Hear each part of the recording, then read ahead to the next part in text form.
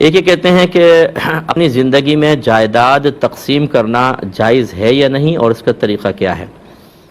دیکھیں، جتنے بچے ہمیں سن رہے ہیں جن کو اولاد کہہ سکتے ہیں، آپ کے ماں باپ اگر پیرنٹس ابھی حیات ہیں، اللہ ان کو درازی عمر بالخیر عطا فرمائے، وہ اچھی طرح اس مسئلے کو سنیں۔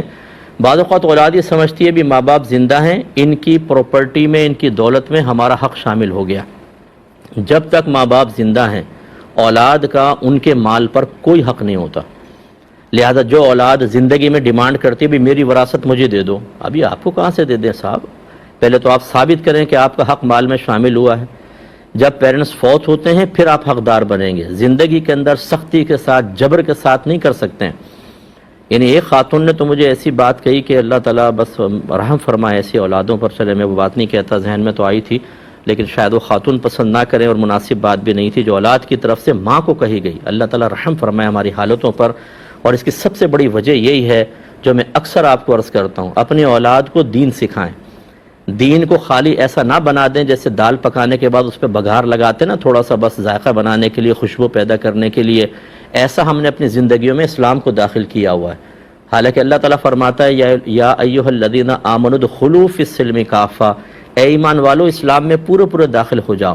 اللہ تعالیٰ جانتا ہے قیامت تک کیا ہونے والا ہے، کس طرح کا ماحول پیدا ہوگا، کیا کیا ایجادات ہو جائیں گی۔ اس کے باوجود قرآن چونکہ قیامت تک کے لیے ہے، تو اس کا مطلب یہ ہے اللہ اچھی طرح جانتا ہے کہ ماحول کیسا ہی ہو جائے آدمی مکمل دین پر چل سکتا ہے، ورنہ یہ حکم ہی نہ دیتا۔ کیونکہ جب ہم چل ہی نہیں سکتے پھر حکم دے گا تو یہ تو ظلم ہو جائے گا۔ جیسے اندھے کو کہیں کہ تم دیکھو نہیں، میں تمہیں حکم دیتا ہوں، ارے بھائی وہ تو پہلے ہی عاجز ہے، پھر اس کو حکم دینے کا کیا فائدہ تھا؟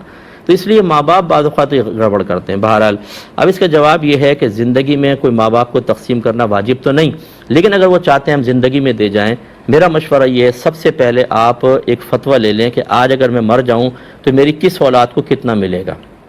اپنا مال، اپنی پراپرٹی، چاہے وہ دکانیں ہیں، پلاٹ ہیں، مکان ہیں، وہ سب آپ تفصیل دے دیں، اس پہ فتویٰ لے کے رکھ لیں اور بچوں کو بتا دیں کہ ہم مرے اس فتوے کے مطابق تقسیم ہوگی۔ ایک تو یہ طریقہ ہوتا ہے۔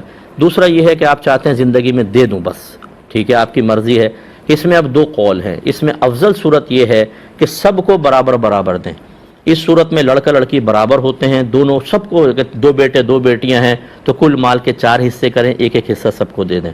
اور جو کم افضل قول ہے جس کو مفضول کہتے ہیں، اس میں اسی طرح تقسیم کریں جیسے وراثت ہوتی ہے کہ 2 حصے لڑکے کے اور 1 حصہ لڑکی کا۔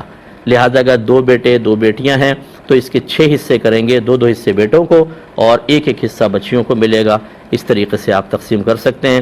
لیکن پیرنٹس سے میری گزارش یہ ہے، آپ کی اولاد کتنی اچھی کیوں نہ ہو، کتنی ہی فرما بردار کیوں نہ ہو، پھر بھی آپ تھوڑا بہت اپنے لیے علیحدہ کر کے رکھیں۔ وہ وراثت میں بعد میں بچوں کے پاس پہنچنے والا ہے، لیکن اگر آپ ٹوٹل ان کو دے کے اپنے ہاتھ کٹا لیں گے، اس کے بعد ہم نے اولاد کے بدلتے ہوئے رویوں کو دیکھا ہے، اور اتنے حیرت انگیز طریقے سے دیکھا ہے کہ جس کی کوئی انتہا نہیں۔ اولاد اصل میں نہیں بدلتی، ان کو مشورے دینے والے بدل دیتے ہیں۔ اگر بیٹا ہے تو بیوی کہے گی کہ اب میں تمہارے بوڑھے ماں باپ کی بالکل کیئر نہیں کروں گی، نکلو یہاں سے اور علیحدہ چلو، ہم وہاں جا کے رہیں گے۔ اس سے پہلے وہ دوائیاں بھی لا کر کھلائے گی، ساس کو بھی، سسر کو بھی، چائے بھی بنا کر دے گی وقت پر۔ اچھا، میں ہر بچی کے بارے میں ایسا نہیں کہہ رہا ہوں، کوئی بدگمانی کی حاجت بھی نہیں ہے، لیکن جو ہمارا معاشرے کا مشاہدہ ہے وہ یہی ہے کہ اب چونکہ ان کے پاس کچھ نہیں رہا، بیکار ہو گئے، چھوڑو اب نکلو، اب ان کی کون خدمت کرے۔ ایسا ہرگز مت کیجیے گا، ورنہ آپ کے ہاتھ کٹ گئے تو گئے کام سے آپ۔